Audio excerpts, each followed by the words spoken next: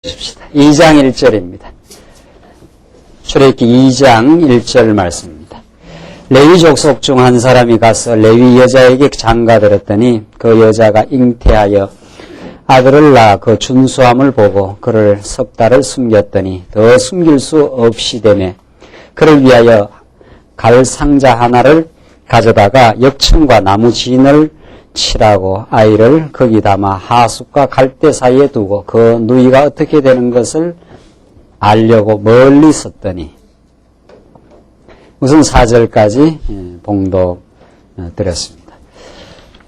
어둠의 세력은 언약 백성들을 학대하고 하나님의 뜻을 좌절시키려고 그 자손들이 날 때마다 죽여버리게 하고, 그러나 하나님이 산파들에게 은혜를 베푸셔서 그들을 보호해 나가니까 아예 남자가 나면은 하수에 던져버려라.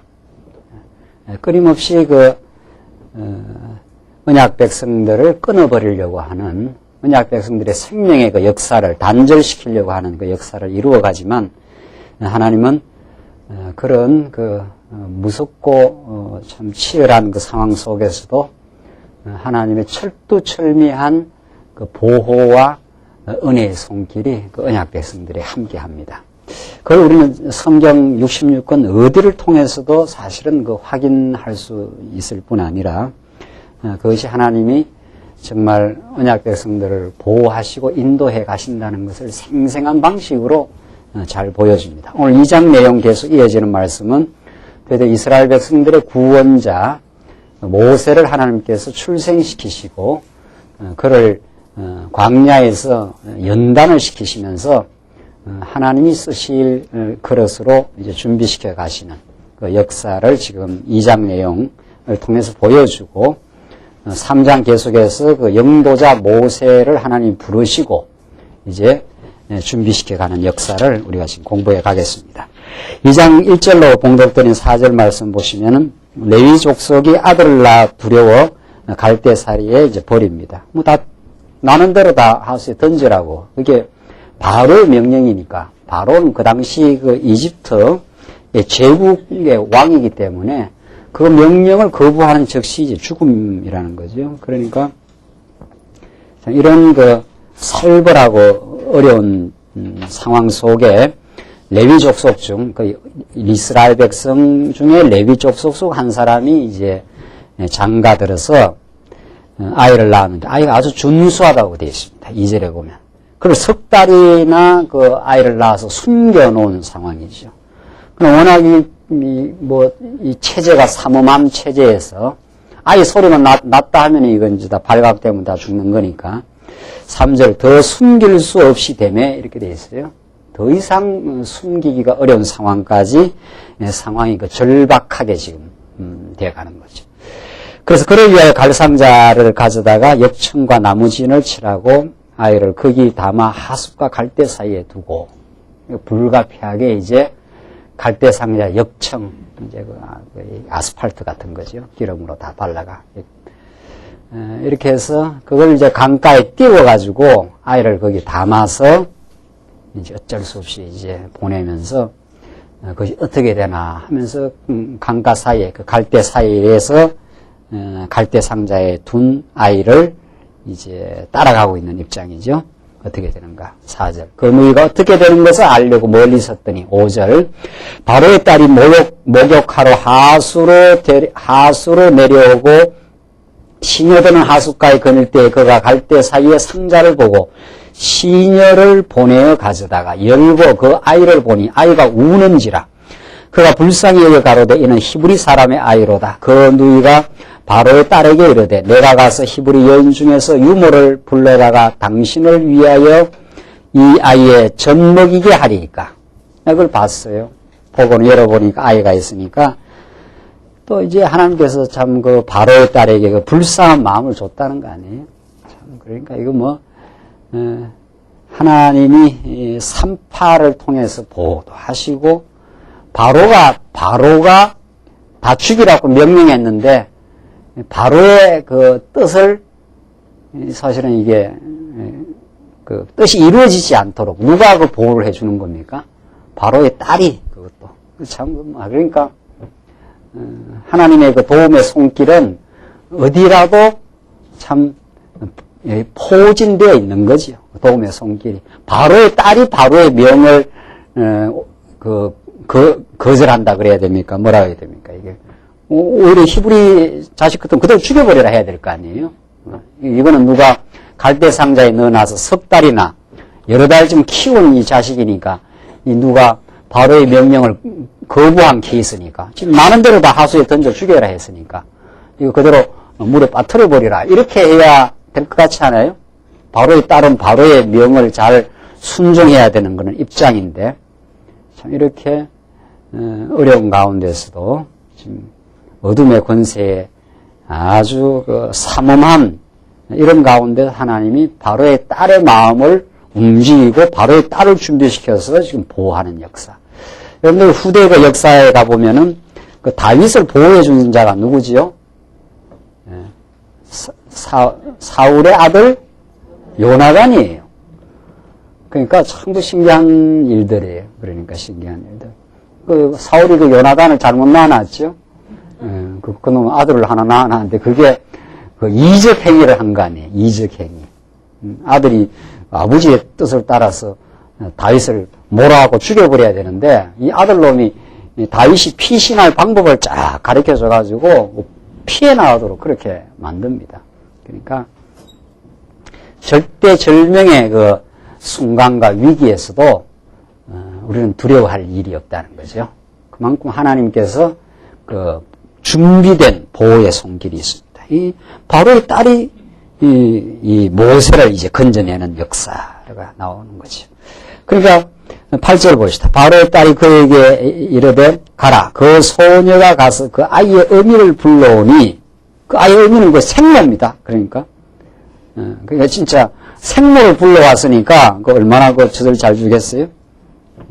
9절 바로의 딸이 그에게 이르되 이 아이를 데려다가 나를 위하여 젖을 먹이라. 내가 그 싹쓸 주리라.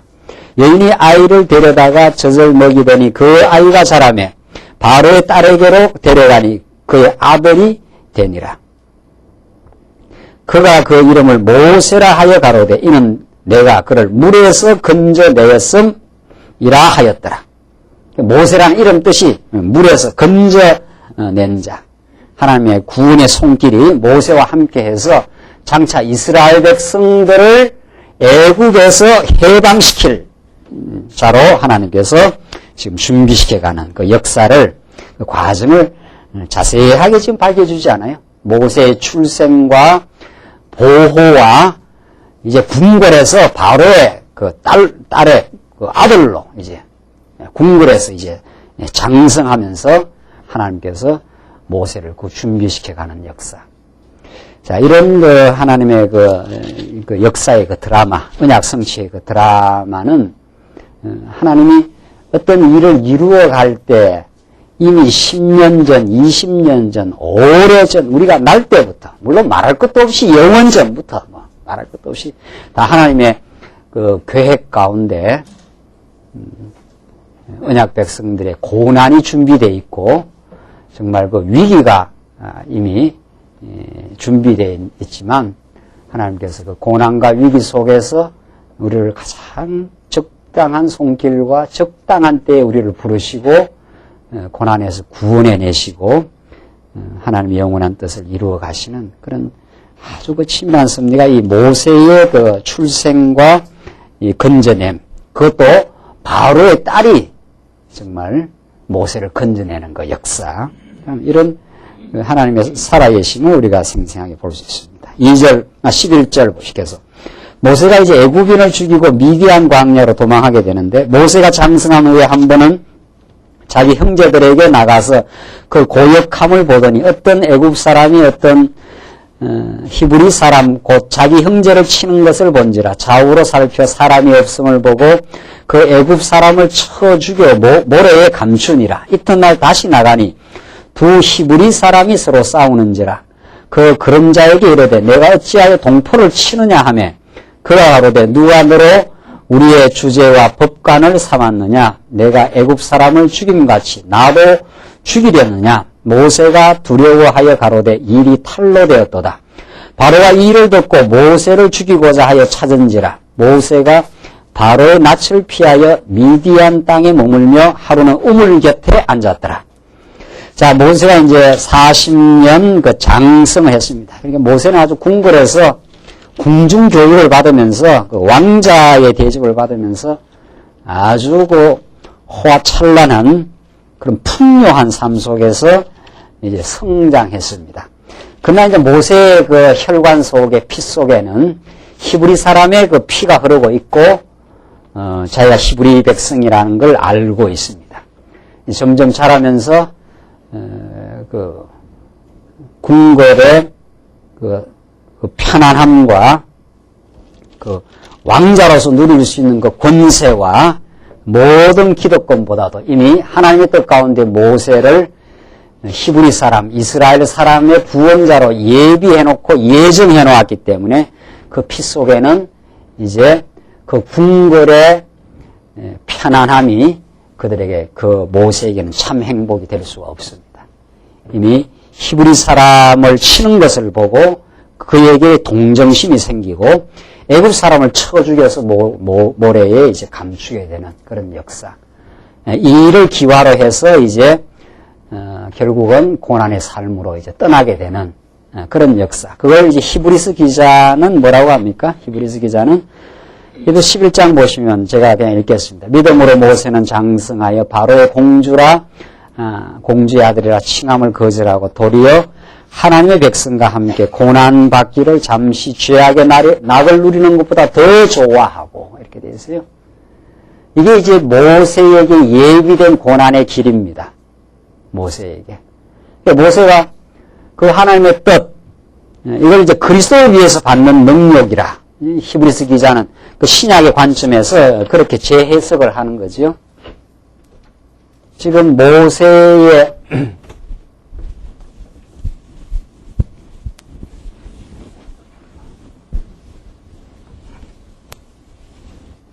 모세는 40년 이제 궁궐에서 잘 살았죠. 40년. 그 다음 40년을 광야 이드로의 집에서 처가리살이 하면서 참 40년 이게 모세를 낮추는 훈련시키고 훈련시키는 그 역사. 이 역사는 성경에서 그냥 잠깐만 그 언급하고 지나가지만 이게 모세에게는 이루 말할 수 없는 참 이름 없이 그냥 처가살이 하면서 연단받고 준비되는 시간입니다. 소위 그 음식으로 말하면 그 숙성되는 시간이에요. 하도 요즘은 건강들을 챙기시니까 뭐죠? 예? 예? 웰빙 말고 말이죠. 저기 웰빙 음식 중 하나인 그게 생각. 된장 있잖아요. 무슨 된장? 청국장. 청국장. 그 청국장을 떠가지고 그걸 오래 이렇게 놔둬야 된다면서요. 그게 숙성돼야 그게 제대로 영양가가 있다는 거죠. 그 인간을 숙성시키는 시간. 이게 모세 40년 궁궐 생활. 이게 미디안 광야에서 이게 연단받고 준비시키는 시간입니다. 굉장히 중요해요. 그리고 마지막 40년 이제 하나님 앞에 하나님의 부름을 받고 사역하는 시간. 이렇게 되어 있습니다.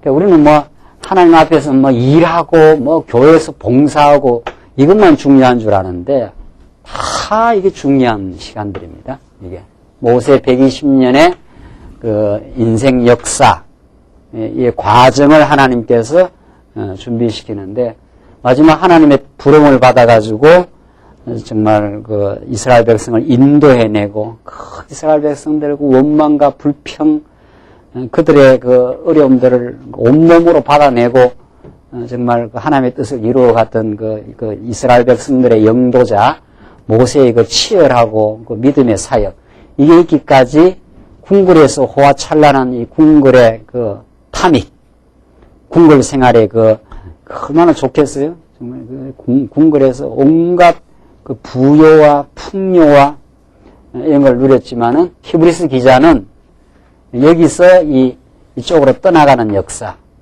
히브리서의 이 기자는 그리스도의 관점에서 이 역사를 이제 해석하고 있는 거죠. 그걸 히브리서가 잠시 죄악의 낙을 누리는 것보다 이렇게 되어 있어요. 그 모세가 하나님의 백성과 함께 고난받기를 잠시 죄악의 낙을 누리는 것보다 더 좋아하고 그리스도를 위하여 받는 능력을 애굽의 모든 보화보다 더 큰 재물로 여겼으니 그래서 이 고난의 역사로 이제 이렇게 전진하게 되는 거죠. 그래서 정말 하나님께서 모세를 물에서 건져내가지고 정말 죽을 수밖에 없는 모세 아니에요. 그냥 하나님께서 보호 안 하시면은 하필 그때 바로의 딸이 몰카로 나오고 그 갈대 상자가 그 강물을 따라 흘러가는데 그 타이밍에 정확하게 나와가지고 그 갈대 상자를 보게 하시는 하나님. 그래서 그 물에서 건져내신 하나님. 그래서 궁궐에서 정말 그 죄악의 낙을 누리면서 그 풍요에서 하나님 없이 인간적으로 말하면 부러움 없이 살 수 있는 그 삶을 박차고 이제 연단과 하나님의 그 광야 생활의 그 치열한 사역으로 이제 들어가는데 이게 이제 하나님께서 이스라엘의 구원의 역사를 그 준비시키는 역사입니다. 그래서 모세가 그런 이제 자기 형제들의 그 고난 받는 것을 보고 쳐 죽이고 그것이 이제 발각되면서 이제 그 피신에 가는 역사지요. 이것이 하나님께서 이제 그리스도를 위해서 받는 고난으로 그렇게 히브리서 기자는 그걸 해석을 그렇게 그 방식으로 지금 하고 있는 거죠. 물론 이제 모세의 그 혈기, 젊은 날에 이런 그 혈기 그런 것을 훅 낮추시는 방식. 그게 그런 하나님의 뜻을 알긴 했지만 그 혈기를 낮추는 시간이 몇 년이에요? 40년 역사예요. 내가 이 일을 할 수 있다. 내가 하나님의 이 일을 해낼 수 있다고 생각했던 그 모세 40살의 그 모세를 80세로 하나님께서 오래오래 숙성시키고 준비시키고 낮추고 정말 하나님이 하셔야 됩니다. 하나님께서 이 일을 이루시고 하나님께서 나를 도구로 사용해 주시고 하나님의 주권과 하나님의 능력이 정말 하나님의 뜻을 이루어 가신다고 믿어져 가는 믿음은 정말 하나님께서 시간과 더불어 삶과 더불어 이루어내시는 하나님의 역사, 하나님의 선물이라는 거죠. 그래서 젊은 날 말씀을 깨달을 수는 있지만은 이론적으로 깨달을 수는 있지만은 참 그것도 큰 선물이고 그것도 복이지요. 청년 때라든가 또 더 나아가서는 모태신앙이라든가 그것도 하나님께서 주신 큰 선물이지만은 그 믿음의 성장이라는 거, 인간이 하나님 앞에서 그 숙성돼 가고 깊은 그 우러나오는 믿음의 진정한 그 값어치, 그 어떤 기품이라든가 그런 어떤 믿음의 경지는 모세가 40년 이 역사를 통해서 피해가는 역사를 통해서 그런 40년이 필요했습니다. 그만큼 성장되어 가는 데는. 16절 계속 보십시다. 16절 보시면은 16절로 22절 모세가 미디안 제사장의 딸과 결혼해서 게르솜을 낳습니다. 보십시다. 미디안 제사장에게 7딸이 있더니 그들이 와서 물을 길러 구유에 채우고 그 아비의 양무리에게 먹이려 하는데 목자들이 와서 그들을 쫓는지라. 모세가 일어나 그들을 도와 그 양무리에게 먹이니라. 그들이 그 아비 르엘에게 이럴 때에 아비가 가로되 너희가 오늘은 어찌하여 이같이 속히 돌아오느냐. 그들이 가로되 한 애굽 사람이 우리를 목자들의 손에서 건져내고 우리를 위하여 물을 길러 양무리에게 먹였나이다. 이 모세가 그러니까 싸움을 잘하는 거죠. 그 앞에도 하나 때려 눕히기도 하고 또 목자들이 이게 엉터리 목자들이 와서 막 양무리를 갖다가 쫓은 사람들을 또 이렇게 물리치게 됩니다. 그러니까 르웰 이 사람이 이드로입니다. 다른 이름이에요. 이드로. 이드로는 그 존칭어고 르웰은 이제 고유명사인데 그러니까 누가 이렇게 너희들을 이제 보호해줬냐 이거죠. 20절. 아비가 딸들에게 이르되 그 사람이 어디 있느냐? 너희가 어찌하여 그 사람을 버리고 왔느냐? 그를 청하여 음식으로 대접하라 하였더라. 모세가 그와 동거하기를 기뻐하며 그가 그 딸 십보라를 모세에게 주었더니 그가 아들을 낳으며 모세가 그 이름을 게르솜이라 하여 가로되 내가 타국에서 객이 되었음이라 하였더라. 예, 타국에서 자 이제 궁궐의 이 보호와 궁궐의 이 편안함과 풍요함을 떠나서 타국에 가서 이방 땅에 가서 이 미디안 제사장이 거하는 이런 이방 땅에 가서 내가 객이 되었다. 그 아들 이름을 게르솜이라 그렇게 지은 거예요. 성경에서 뭐 이름 짓는 게 그때 하나님이 언약 백성을 섭리하는 그 섭리의 그 형편을 항상 그 이름을 통해서 말하지 않아요? 그만큼 내가 타국에서 객이 돼가지고 참 정처 없이 정말 연단받는 그 낮아지는 음식으로 말하면 숙성되는 그런 그 모세의 삶의 모습을 지금 잘 보여줍니다. 23절 봅시다. 23절로 25절은 이스라엘 자손들의 탄식 소리를 하나님이 이제 들으십니다. 여러 해 후에, 자, 이제 여러 해 후에, 이게 40년 후입니다. 여러 해 후에, 애굽 왕은 죽었고 이스라엘 자손은 고역으로 인하여 탄식하며 부르짖으니 그 고역으로 인하여 부르짖는 소리가 하나님께 상달한지라. 하나님이 그 고통 소리를 들으시고 아브라함과 이삭과 야곱에게 세운 그 언약을 어떻게 해요? 기억하사 이스라엘 자손을 권념하셨더라. 자, 이제 다시 언약의 메시지가 떠오르는 거죠. 그러니까 성경을 정말 하나님께서 오래전 그 약속하신, 언약하신, 우리가 지금 창세기를 읽어나갈 때 창세기, 출애굽기, 창세기에서 이제 이미 하나님께서 언약을 아브라함과 이삭과 야곱에게 하신 그 약속이 우리가 출애굽기를 배우는데 애굽에서 이스라엘 백성들이 말할 수 없는 고통으로 그 탄식하고 있는 상황이에요. 여기서 하나님께서 아브라함과 이삭과 야곱에게 하신 그 언약을 기억하시고 이렇게 나오는 거거든요. 그 고통을 기억하시고. 그래서 이제 구원의 역사가 이제 이루어지지 않아요? 지금까지는 우리 성경을 보면서 애굽에서 출애굽이니까 말 그대로 출애굽이니까 애굽에서 탈출한다 이 말 아닙니까? 출애굽. 애굽에서 이제 탈출해요 정말. 이 구원과 해방의 역사, 이 정말 이스라엘 백성들에게 아주 절정의 기쁨, 최고의 이제 그 기쁨의 역사가 이제 드디어 이제 나타나는데 우리가 지금 이걸 구속이라 그러잖아요. 이 구속이라는 건 굉장히 중요한 거예요. 성경에서. 성경에서 가장 중요한 건 언약대로 하나님께서 모든 걸 이루신다 하는 이게 근본 중요한 거고, 애굽에서 이걸 구속이라 그러잖아요. 건져낸다 이 말이거든요. 모세 스스로가 물에서 이제 건져냄을 받은 자인데, 그것이 장차 이스라엘 백성을 건져낼 것을 이미 예시하고 있지 않아요? 예시하고. 이거 정말 건져내는 거, 건져냄을 받는 거, 이게 어둠이고, 이게 빛입니다. 이게 어둠이고, 하나님께서 우리를, 어둠 가운데 가두셨다가, 우리를 빛 가운데로 인도하심. 하늘의 빛을 비추어서, 어둠 가운데 있는 우리들에게 하늘의 빛으로 오신, 빛과 생명으로 오신 그리스도를 통해서 이제 빛의 아들로 우리를 인도해 가심. 이건 정말, 이걸 우리가 지금 경험하고 있는 거 아니에요? 예. 우리가 지금. 지금 구약의 출애굽의 역사, 이건 구약의 한 그림자로 나타난 거죠. 그 얼마나 이스라엘 백성들이 고통이 심했는가. 그 부러지는 소리가 어디에 상달해요? 하늘 아버지 보좌에 이제 상달된 거죠.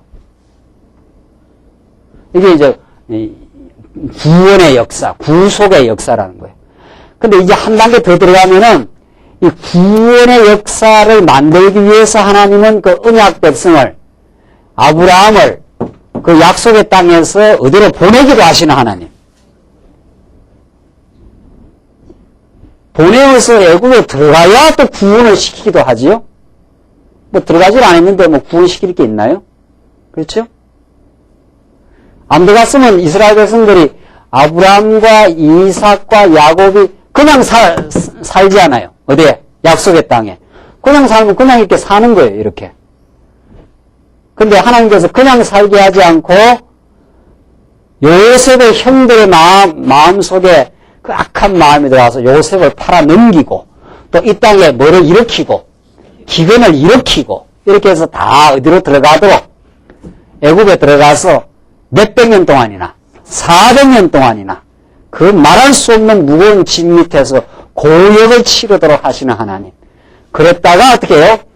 후속 해방시키시는 하나님. 그러니까 이 모두가 다 이제 하나님이 여호와시라는 것을 이제 드러내시고 그의 무궁한 은혜의 영광을 우리에게 보여주시는 그 역사라는 거죠. 이게 우리가 지금 깨닫고 있는 성경 전체의 이제 구도예요. 그러니까 전에는 우리가 이 나오는 부분만 강조했는데 이 나오는 부분 굉장히 중요해요. 정말. 지금 우리가 지금 이렇게 나오고 있지 않아요. 출을 애굽했고 이미 여러분과 제가 애굽 죄아이고에서 해방을 받았고 해방받아서 지금 인도함을 받고 있어요. 이게 이제 광야에서 지금 계속 인도함을 받고 어디로 갈 거예요? 예, 가나안 땅으로까지 이제 그래 갈 지금 과정이거든요. 자, 지금 이 구원의 역사, 이 구원을 만들어 이 구원의 큰 기쁨을 만드시기 위해서 하나님께서 정말 애굽 가운데 가두시기도 하는 하나님. 그래서 이 애굽에서 많은 고통과 어려움 속에 이스라엘 백성들이 이 고통과 어두움 속에서 이제 부르짖게 하시는 하나님이죠. 그 소리를 하나님께서 하늘 보좌에서 어떻게 해요? 들으시고 그 언약을 어떻게 해내셨다? 기억해냈다. 그러니까 뭐 얼핏 성경 보면은 하나님이 깜빡 잊어버렸다가 이제 그 소리가 나니까 이래 기억났다. 이렇게 지금 그 표현은 그렇게 돼 있지요. 표현은 이게 성경이 참 표현이 재미있어요. 하나님 잊어버리지 않아요. 다 알고 있어요. 다 알고 있고 다 이스라엘 백성들 애굽에다 넣어놓으면 고통도 받을 것도 다 알고 계시고 그러면 하나님은 무슨 가학적 환자냐 말이죠. 가학적 환자라는 게 있어요. 가학적 환자는 뭐 남을 막 괴롭히면서 뭐 하는 사람이에요. 그 정말 즐거워하는 사람이 있습니다. 그 히틀러 같은 인간들. 히틀러 같은 인간들은 막 막 괴롭히면서 그만큼 그 병든 인간이죠. 남을 괴롭혀야 막 이렇게 즐거운 인간이 있습니다. 그만큼 인간이 그 병들었다는 걸 뜻하는데 그만큼 자기가 괴롭다는 걸 뜻하기도 해요.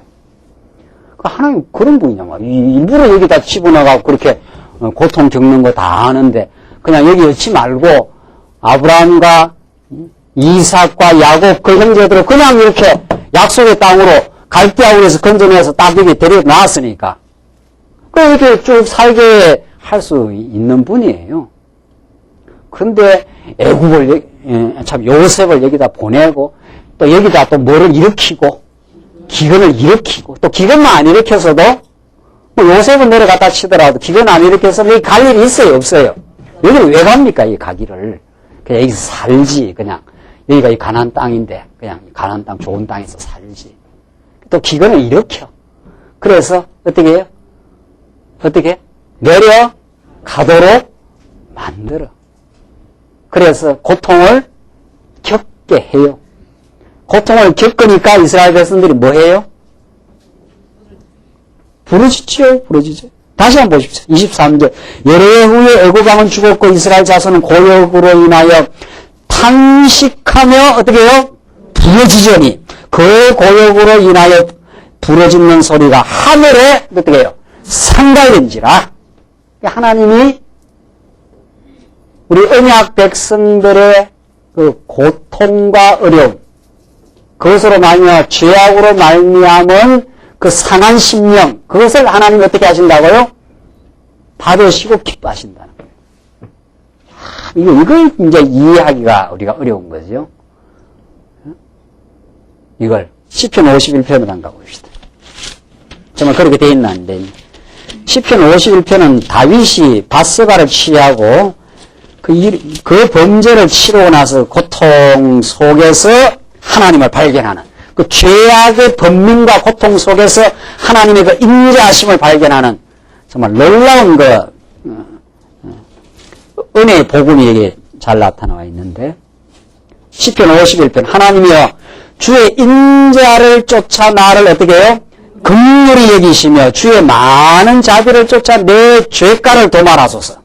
나의 죄악을 말갛게 씻기시며 나의 죄를 깨끗이 제하소서. 대전하는 내 죄가를 아오니 내 죄가 항상 내 앞에 있나이다.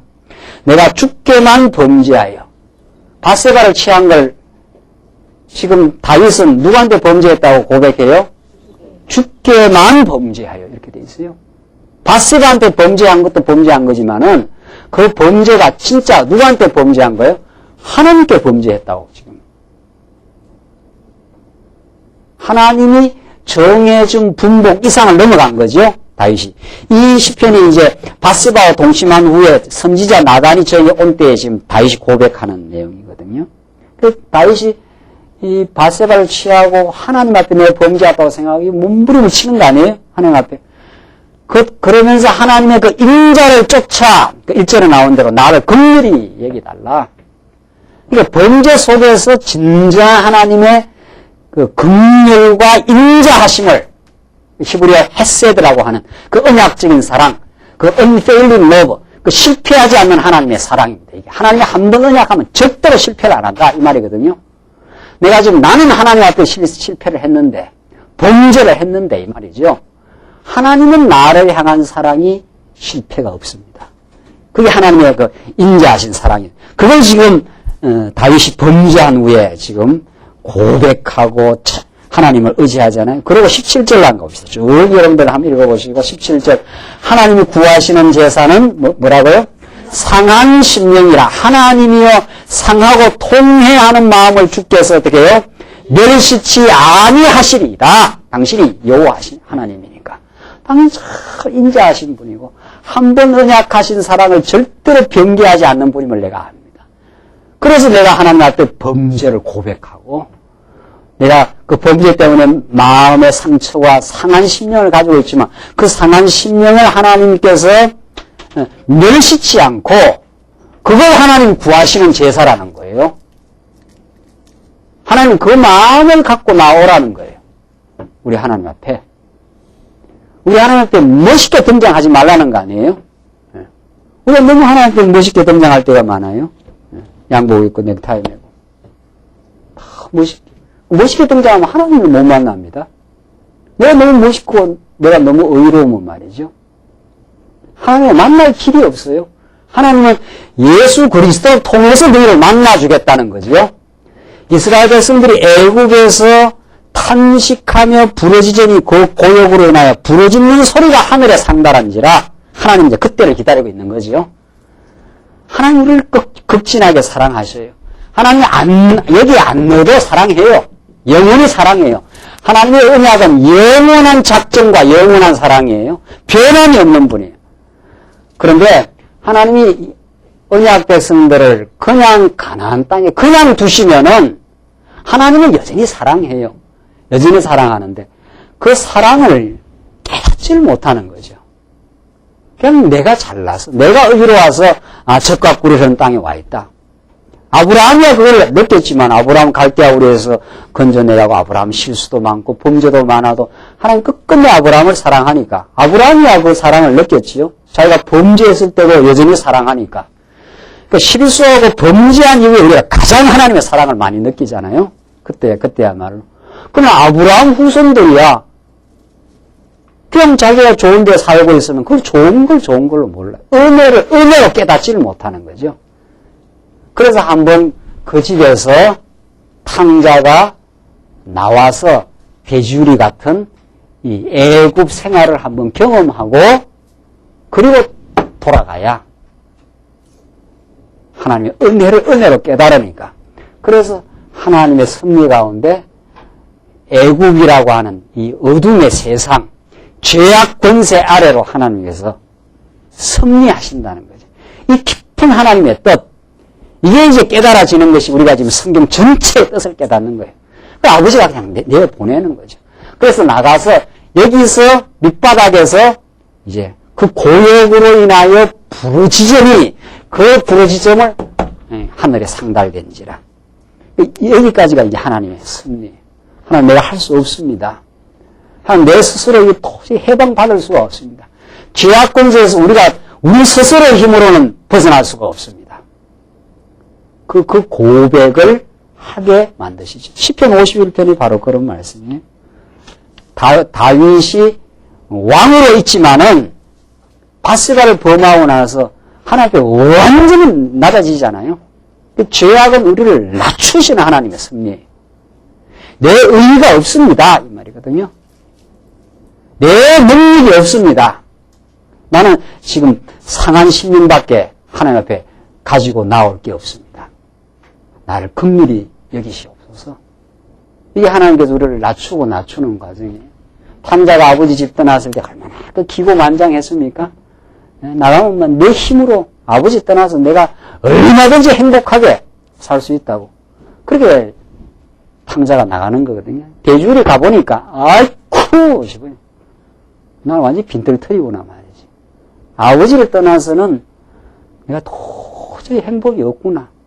아버지 집에는 먹을 것도 많고 입을 것도 많고 여기서 아버지 집이 좋은 것을 느끼게 돼요. 하나님이 우리를 죄악 세상 가운데 두시고 우리 하나님 아버지를 만나지 않으면, 우리 하나님 아버지의 영원한 사랑을 깨닫지 않으면 어떤 것으로도 내 영혼이 채워지지 않습니다. 무엇으로도 채워도 일시적으로 채워지는 것 같은데 우리의 영혼에 공허가 있어요. 그 창세기는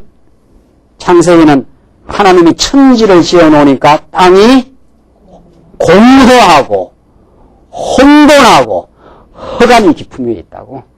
빛이 비추어지기 전에 하늘로부터의 빛, 그리스도를 통해서 우리의 영원한 빛, 하나님의 사랑과 은혜가의 빛이 비추어지기 전에는 우리는 끝없이 공허합니다.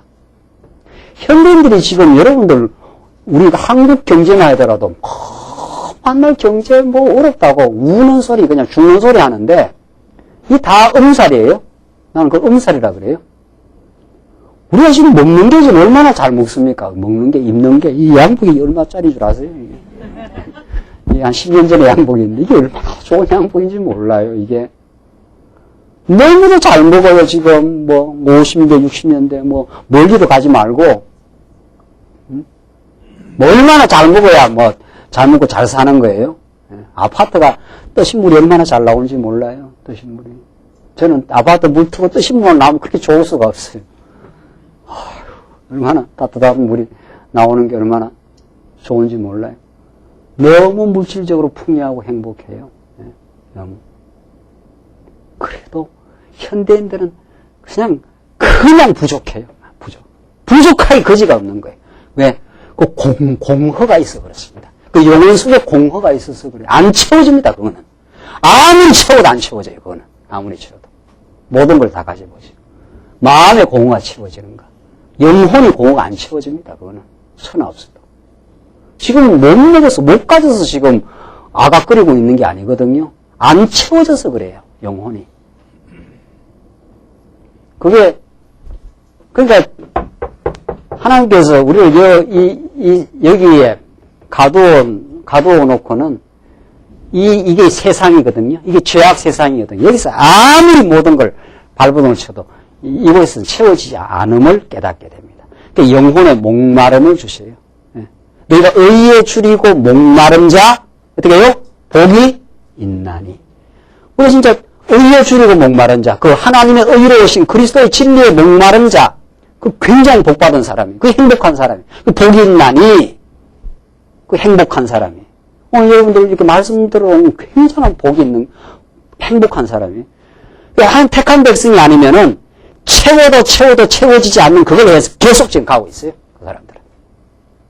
안 채워지니까 더 채우려고 난리죠. 그 탐욕에 넣어야 돼서 끝없이 가는 거죠. 그러니까 우리 택한 백성은 우리도 그 사람들이랑 비슷해요. 사는 거는. 채우려고 막 이거 아궁바궁해서 채워놓으면은 허전해요. 허전한 걸 느끼는 게 굉장한 복입니다. 불택자는 허전함 자체가 안 느껴져요. 안 느끼지고 계속 가는 거예요. 그냥 채우려고. 계속 질주하는 거고, 우리는 왜 이렇게 허전한가. 제가 낮잠을 자고, 그 청년 때, 낮잠 자고 나면 완전히 인생을 내가 헛살았다 싶어요. 낮잠 1시간 자고 나면, 이 자고 나면 내가 벌레구나 말이지. 야, 내가 왜 사나 말이지. 내 삶의 목표가 어딘가, 그렇더라고요. 그래, 여기서 드디어 목마름을 느낍니다. 아이고, 이거 아버지 집에 가야 되는구나.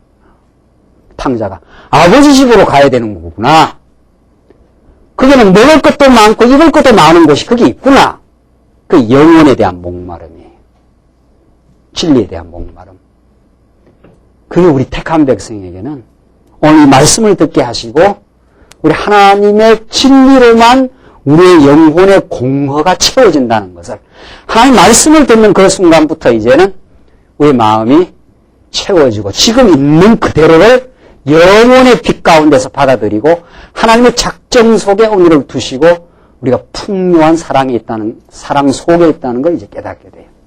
그래서 이 부러지점과 이 탄식과 이것이 하늘에 상달되는 과정이 있는 거죠. 그래서 우리가 다 헤맨 거예요. 헤매고. 하나님 아버지 어디로 가야 진리가 있습니까? 뭘 만나야 우리가 우리 영혼의 이 갈증과 목마름이 해소가 될 수 있습니까? 이 말이거든요. 그래서 허우적거리고, 그래서 공부도 해보고, 그래서 어디 가서 배우고 보기도 하고, 뭘 해보기도 하고, 그런 거예요, 우리 인생이. 그러다가 마지막 딱 그리스도를 만나면 거기서 이제 길을 찾는 거거든요. 이 길이 알게 되는 거거든요. 나는 길이요, 진리요, 어떻게 해요? 생명이라 그 길을 만난 사람이. 그 산중에서 헤매다가 말이죠. 막 헤매다가. 일로 가도 길이 없고 절로 가도 길이 없다가 딱 길이 만나면 이 길이구나 이렇게 되는 거예요. 그리스도가 우리를 하나님께로 나아가게 하는 그 길을 제시한 분이거든요. 그래서 하나님께서 이 깊은 어둠과 구약식으로 말하는 이 애굽이라는 이 종로로 하는 죄악의 종로로서의 400년의 역사가 필요하다는 거 아니에요? 지금 이 속에서 부러진 이 속에서 우리가 죄악 가운데 산 심령을 가지고 우리가 하나님 앞에, 하나님 아버지, 내가 내 문제를 해결할 수가 없습니다. 내가 이 죄악 권세로부터 스스로 해방받을 길이 없습니다. 내가 채워지지 않는 탐욕에 지금 시달리고 있습니다. 그걸 그대로 고백하는 거죠. 하나님 앞에. 그게 우리 죄인의 고백입니다. 하나님께서 그 고백을 들어주시는 거죠. 그 기도를 하나님, 당신이 날 언약했지 않습니까? 하나님 나를 영원히 사랑한 언약 백성인데 내가 지금 죄악 가운데서 몸부림치고 있으니까 그 기도를 들으시고 나를 해방시키시옵소서. 그 말이거든요. 하나님이 24절 그 고통 소리를 들으시고 했어요. 하나님이 여러분과 저의 고통 소리를 외면하는 분이 아닙니다. 다 알고 있습니다. 지금. 때가 올 때까지 기다리고 있어요. 내 능력으로 된다는 걸 보여줄 그때까지 하나님께서 우리를 기다리셨다가 이제 등장하시는 거죠. 그래서 아브라함과 이삭과 야곱에게 세운 그 언약을 기억하사. 이 성경이 정말 너무나 분명한 거 아니에요? 하나님 그 언약을 기억하사 자손 번창을 시키겠다고 하나님께서 자손 언약을 해주는데 그 언약을 잊어버릴 리가 없죠. 이 백성들 그냥 놔두면 다 죽어요, 지금. 사내 새끼는 남은 전부 다 하숫가에 던져 죽여라고. 지금 바로가 급판이지. 그리고 이 언약 자손들은 애굽에 살 수가 없어요, 이제는. 하나님의 약속의 땅, 가나안 땅으로 인도돼야 되기 때문에 그 언약을 하나님이 기억하고 있는 거죠. 그 언약을 기억해서 그 언약 자손들을 생육하고 이제 어둠의 권세에 도전해 나갈 수 있도록, 그래서 거기서 해방받을 수 있도록 하나님 역사하신다는 거죠. 그래서 언약 자손을 권념하셨더라. 권념, 불쌍히 여기고 그들을 생각하셨더라 이 말이죠. 하나님 우리를 하늘에서 지금 보고 계시고 우리의 연약함, 우리의 삶의 고통, 우리가 어찌할 바 모르는 그 방향의 상실, 이런 걸 잘 지금 알고 계십니다. 그래서 이제는 진리의 말씀을 통해서 우리를 권념하시고 한 단계 한 단계 진리 안에서 하나님의 작정된 그 길로 하나님께서 우리를 인도해 가시는 분이에요. 3장 계속 보시면은 3장 애굽에 이제 도전 준비가 나오는데 이제 영도자 모세를 하나님께서 이제 소명하시는, 부르시는 장면입니다. 이게 이제 이스라엘 백성을 구원해내는 하나님의 준비 역사인데 1절로 5절 봅시다. 호렙산 떨기나무 불꽃 가운데서 모세를 부르십니다. 모세가 그 장인 미디안 제사장 이도로의 양무리를 치더니 그 무리를 광야 서편으로 인도하여 하나님의 산 호렙에 이르매 여호와의 사자가 뜰기나무 불꽃 가운데서 그에게 나타나시니라. 그가 보니 뜰기나무에 불이 붙었으나 사라지지 아니하는지라. 이에 가로되 내가 돌이켜 가서 이 큰 광경을 보리라. 뜰기나무가 어찌하여 타지 아니하는고 하는 동시에 여호와께서 그가 보려고 돌이켜 오는 것을 보신지라. 하나님이 뜰기나무 가운데서 그를 불러 가라사대 모세야 모세야 하시매 그가 가로되 내가 여기 있나이다. 하나님이 가라사대 이리로 가까이 하지 말라. 너의 선 곳은 거룩한 땅이니 내 발에서 신을 벗어라. 자, 이게 이스라엘 백성을 권면하시는, 이제 구워 살피시고 언약 백성들의 고통을 이제 덜어주시기 위해서 고통을 주시고 고통에서 해방시켜 주시는 하나님인데, 다 필요한 거죠. 하나님을 깨닫는데 고통 없는 거, 기쁨이 없는 거지요. 이 땅 위에서는 고통의 역사만큼, 죄악에 시달린 역사만큼 해방의 기쁨을 이제 하나님께서 창출해 가시는 새로운 역사인데, 그걸 위해서 하나님이 모세를 때가 되면 이제 40년 숙성시킨 다음 이제 모세를 불러냅니다. 불러내서 뜰기나무 가운데 하나님이 등장하시고 모세야 모세야 하니까 모세가 내가 여기 있나이다 했지 않았어요? 너 선 곳이 거룩하니까 내 발에서 신을 벗어라. 하나님이, 거룩한 하나님이 모세에게 이제 등장하는 거죠. 하늘로부터의 뜻이 이제 모세에부터 등장해서 하늘의 역사가 이제 일어나는 장면입니다. 6절 보시면은 6절로 9절 왜 부르는가 하는 그 동기를 하나님이 설명해 줍니다. 또 이르시되 나는 내 조상의 하나님이니 아브라함의 하나님, 이삭의 하나님, 야곱의 하나님이라. 이 굉장히 중요한 메시지 아닙니까? 하나님 아브라함에게 언약을 하시고 그 언약을 이삭에게 계승하시고 또 누구한테? 야곱에게 계승하신 하나님이다. 그러니까 이 언약을 열조 3대에게 계승했으니까 이건 영원한 계승에 대한 표징이에요. 아브라함과 이삭과 야곱 이 3대에게 그 언약이 끊어지지 아니하고 계승된 거, 우리 너무도 중요하게 생각하지 않아요? 아브라함과 이삭과 야곱, 이스라엘 열조에게 이 3대로 계승된 것이 어디로 계승된다는 거. 장차 구약에 계속 언약 자손들에게 계승됐다가 누구한테로? 예수 그리스도에게로. 예수 그리스도를 통해서 영원히 우리 하나님의 나라를 이루어 주실 것으로 계승돼가는 역사. 하나님께서 내가 이렇게 언약 계승한 하나님 아니냐? 너희들을 400년 종살이에 그냥 둘 수가 없다 이 말이에요. 이제는 때가 왔다. 400년 찼기 때문에 내가 너희를 이끌어낸다. 그 언약의 하나님을 강조하는 이 표현이죠. 모세가 하나님을 배웠기를 두려워하여 얼굴을 가리우매 여호와께서 가라사대 내가 애굽에 있는 내 백성의 고통을 정령히 보고 그들이 그 간역자로 인하여 부르짖음을 듣고 그 우고를 알고 내가 내려와서 그들을 애굽인의 손에서 건져내고 그들을 그 땅에서 인도하여 아름답고 광대한 땅, 젖과 꿀이 흐르는 땅, 곧 가나안 족속, 헷 족속, 아무리 족속, 브리스 족속, 히비 족속, 여부스 족속의 지방에 이르려 하노라. 이제 너희들이 고통의 땅에서 건져내어서 어디로? 아름답고 광대한 땅, 가나안 땅으로 인도해 주겠다. 고통을 극심하게 느낀 영혼, 죄악 가운데서 많이 목말라 본 영혼이 이 젖과 꿀이 흐르는 땅에서의 그 갈증을 해소하는, 그 목마름을 해소하는, 그래서 의에 줄이고 목마른 자가 어떻게 해요? 복이 있는 거예요. 참, 우리는 말씀을 듣지 못하면 목마름을 느끼는 거죠. 그게 우리 언약 백성을 사랑하신다는 하나님의 뜻이에요. 그러니까 그것처럼 우리 복이 없는 거예요. 저도 뭐 그렇게 생각하는데 말씀 운동에 하나님께서 접하게 하셔서 정말 말씀 듣는 시간, 말씀을 그 사모하는 그 마음, 그것이 그렇게 기다려지고, 그 말씀을 만나는 게 그렇게 반갑고 즐겁고, 그 말씀을 떠나 있으면 그립고 말이죠. 그게 하나님이 살아계신다는 그 확증입니다. 확증. 어제는 TV에서 장수, 노화 연구를 서울대학 교수가 나와서 연구하는데, 인간의 생명세포도 세포를 그 설명하는데, 세포가 참 그리워하고, 그 세포들도 만나길 원하고, 헤어지면 이렇게 아쉬워하고 그런답니다. 그 세포가 그런 게 있다는 거예요. 인간 세포가 그런 인간의 그 감정 기능이 세포 안에 들어있다는 거예요. 세포가.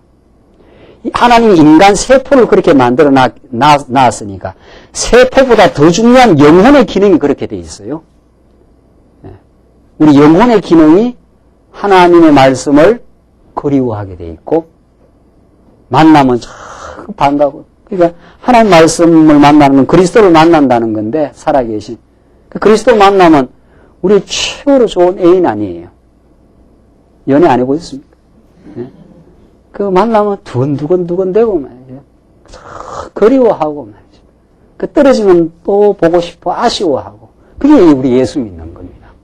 예수 믿는 건 이 영혼이 아주 생생하게 살아있는 그 감정이 살아있어 갖고 말이죠. 그렇게 하시려고 하나님께서 그리워하게 하려고 애굽의 400년의 긴 세월을 이스라엘 백성들에게 아름답고 광대한 땅으로 인도하기 위해서 이 고통의 땅을 허락하신 하나님. 그러니까 우리가 많이 헤매고 죄악 가운데 범죄하면서 정말 어찌할 바를 몰라갖고 괴로웠던 세월들, 우리 어릴 때부터 지금까지 살아오면서 마음의 갈등과 상처와 그 상한 심령들 있잖아요. 그걸 하나님께서 치유해주고 어루만져주고 하나님의 사랑을 확정시켜주겠다 이 말이거든요. 상처가 나야 그걸 어루만져줄 거 아니에요. 예레미야 표현을 따르면은 내가 상처를 내니까 누가 그 상처를 고칠 자가 있겠는가? 하나님이 고쳐주겠다는 거예요. 아무도 하나님이 허락한 그 상처를 고칠 수가 없다는 거예요. 여러분들이 말씀 안 듣고 우리에게 겪어온 그 마음의 고통과 상처를 어떤 것도 해소시켜 줄 수 없습니다.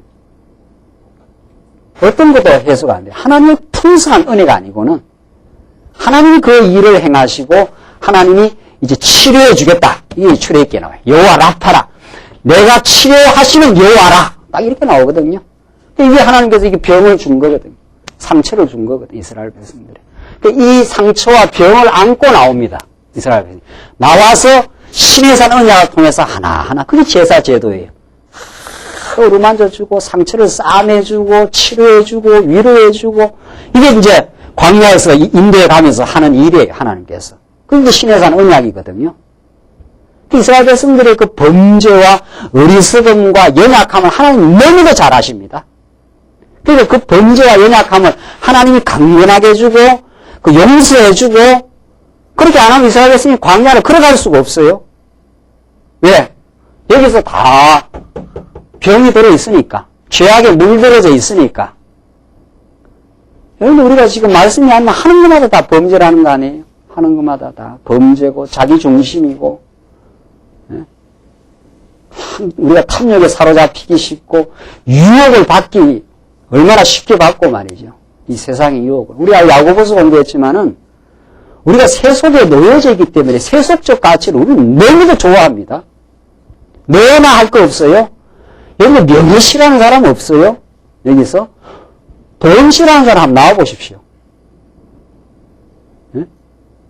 돈이 주는 그 유혹과 그 매력이 이루 말할 수 없습니다. 저 같은 사람들은 한물이 주는 그 매력과 유혹이 이루 말할 수가 없어요.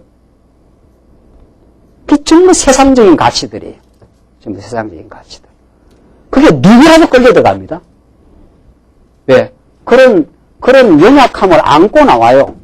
그렇기 때문에 하나님께서 치료해 주겠고, 그렇기 때문에 하나님께서 너희들을 권면해 주겠고, 그 세속적 가치와는 비할 바 안 되는 영원한 하나님의 생명과 그 가치, 하늘로부터 주어지는 만나와 그 생명의 양식과 그 풍요함과 진리를 깨달을 때라야 우리는 오늘 세속주의에 끌려들어가지 않습니다. 하나님 주신 대로 감사하고 감사함으로 열심히 일하고 하나님 주신 것으로 만족하니까 막 탐욕을 부리지 않잖아요. 주신 것으로 만족하니까 그러니까 돈을 전에는 아주 사랑했는데 돈 사랑한 게 만악의 그게 뿌리예요. 근데 이제는 예수 믿고 나면 있는 것으로 감사하고 좀 풍요하면 나누어 주기를 좋아하고 진리 안에서 선한 일을 도모하고 행복하게 있는 것으로 이미 행복해버리니까 말이죠. 돈과 여권과 무관하게 영혼의 만족을 예수를 통해서 얻으니까 지금 우리는 행복한 중에 있다고 믿어지니까 천국의 보화를 우리가 만났으니까 세상 전부를 주고도 살 수 없는 천국의 보화를 어제 시편에 신방 가서 시편의 말씀 보니까 말이죠. 진리의 말씀이 주의 율례가 천천음금보다 더 성하다 이랬어요. 참 성경 표현 대단해요. 하여튼 천천금음보다도 금원을 천천개를 더 쌓은 것보다도 아주 실감이 잘 안 나지요? 금원을 수천 터널을 가져온 것보다도 하나님의 말씀을 깨닫는 것이 더 성하더라. 더 우월하더라 이 말이에요. 천천음금을 가지고 있어도 마음의 평화를 못 사요. 천국을 못 사요. 이 사랑하는 성도들과 더불어 살아가는 이 아름다운 교회의 이 공동체를 못 산다니까요.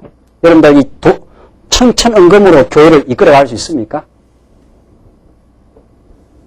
무엇으로도 우리 영혼을 만족시킬 수 없어요. 그 모두 하나님이 쓰는 도구일 뿐이에요. 예수 그리스도는 그래서 우리의 영원한 가치고 우리의 참된 안식이고 우리의 전부입니다. 그럴 떠나면 아무것도 아니에요, 우리가. 그럴 떠나면 아무 가치가 없는 존재예요, 우리가. 그럴 떠나면 우리는 삶에 의미도 없고 목적도 없고 살 이유도 없는 사람들이에요. 아버님 잠깐 사석에서 이야기. 예수를 우리가 안 믿고 진리를 안 믿으면 안 태어나는 게 낫습니다. 여러분들 지금까지 겪은 일이 뭐냐 말이죠. 갈등하고 괴로워하고 몸부림치고 울어야 했고 말이죠.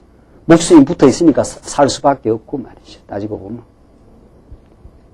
이 땅에 그렇게 평강과 희락이 그렇게 많지 않습니다. 이 땅을 하나님께서 애국으로 만들어놨기 때문에 범죄 가운데 우리가 몸부림쳐야 되고 경쟁하고 서로 싸워야 하고 말이죠. 시기하고 질투하고 말이죠. 이 죄악 권세에서 누가 우리를 건져내요? 이제 하나님께서 모세를 통해서 하나님께서 그들을 이 땅에서 인도하여 아름답고 광대한 땅, 젖과 꿀이 흐르는 이 가나안 땅으로 하나님이 인도해 가시겠다. 우리를 인도해 냈어요. 그래서 우리는 이 구약의 젖과 꿀이 흐르는 땅보다 더 아름다운 땅, 예수 그리스도의 통치가 있는 이 하나님의 교회로 우리가 지금 인도함을 받았어요. 지금 앞으로도 우리를 인도해 가실 거예요. 아직도 우리가 미숙함이 있어서 과거에 죄악에 의해서 질병이 남아있기 때문에 그 치료를 해나가야 돼요. 고쳐가는 역사가 지금 그 고쳐가는 역사를 지금 그 고침을 당할 때 그 기쁨과 전날의 어리석음을 끊임없이 발견하고 깨닫고 고쳐가는 역사가 오늘의 광야길에 지금 진행의 역사예요. 그러니까 얼마나 우리가 소망이 있는지 몰라요. 우리의 연약함과 어리석음 때문에 낙심할 이유가 없는 거예요. 하나님 우리를 새롭게 하시고 뭐 하신다고요? 고쳐가실 거예요. 그게 가나안 땅을 향해서 가고 있는 계속 전진해가는 하나님의 역사라는 것을 오늘 출애굽기에 이 출애굽의 준비 역사를 통해서 우리 다음 시간 출애굽하고 이제 광야로 하나님께서 인도를 해나가고 이 소망의 땅 천국까지 갈 때까지 얼마나 우리를 새롭게 하고 고쳐갈지 모릅니다. 그 역사를 기대하시면서 우리 다음 시간 만나십시다. 기도하십시다. 우리 하나님 아버지 은혜와 사랑을 감사합니다. 하나님 아버지 이 죄악 세상, 애국 같은 세상 400년 동안 이스라엘 백성을 두시고 그 고난의 역사를 치르게 하셨지만 하나님 때가 되셔서 하나님이 열조와 맺은 언약을 기억해내시고 이제 그들을 권념하여 모세를 통해서 해방의 역사를 만드신 하나님 아버지 살아계셔서 지금도 우리와 함께 하시고 우리를 이 죄악 세상 가운데 두셨지만 이제 그리스도를 통해서 우리를 하나님 나라로 이제 인도해내시고 이제 천국으로 이를 때까지 우리를 한 걸음 한 걸음 말씀 안에서 우리를 과거의 전날의 죄악을 깨닫게 하시고 그 죄악에도 불구하고 우리를 어루만져 주시고 우리의 연약한 우리들을 강건하게 만들어 가시는 고쳐나가시는 하나님의 그 새로운 역사 속에 우리를 두심을 감사합니다. 이제 말씀 깨달을 때마다 그리스도만이 우리의 유일하고 절대적인 참된 가치로 그 안에 우리의 참된 평화와 기쁨이 있음을 깨닫고 우리의 진정한 신앙의 지표를 삼게 하시옵소서. 감사하고 예수님 이름으로 기도하옵나이다. 아멘.